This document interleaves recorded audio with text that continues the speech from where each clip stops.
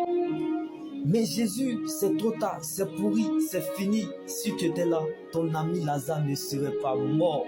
J'aimerais vous dire, même si les vents sont contraires à vos yeux ou que votre situation sent mauvaise, Jésus n'a pas fui la mauvaise odeur du cadavre de Lazare. Il pouvait nous le dire. Où l'avez-vous mis? Ce n'est pas ça ma question. Même si tu as péché, même si tu es drogué, même si tu es prostitué, même si tu es enveloppé de péché, même si tu es tué, je t'ai choisi. Dans tes défauts, je t'ai choisi. Dans tes erreurs, je t'ai choisi. Dans tes faiblesses, je t'ai choisi. Dans ton incapacité, je t'ai choisi. Car on ne jette jamais l'or qui est souillé de la boue. Donc tu as plus de valeur aux yeux de l'Éternel, plus que l'or et l'argent. Comme Jésus a pleuré quand Lazare est mort.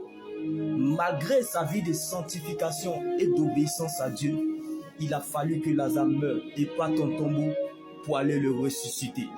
Le silence de Dieu n'est pas un oubli, ni une malédiction, ni l'indifférence, mais la différence de sa présence, de son amour et de son esprit dans votre vie, comme Jésus a pleuré Lazare par amour. Le monde est ta question, mais la parole de Dieu est ta réponse. Tu es le résultat de l'amour inexplicable de Dieu. Jésus t'aime plus que la bénédiction, mais son amour ne te forcera pas à le suivre. L'ignorance tue, mais c'est la parole qui libère. La seule terre solide sur laquelle nous pouvons nous tenir. Elle finit toujours par remettre chacun dans le couloir de sa destinée. L'endroit le plus sûr de toute la terre est la volonté de Dieu. Je ne sais pas si l'espérance en la parole de Dieu fait vivre, mais moi, elle m'empêche de mourir.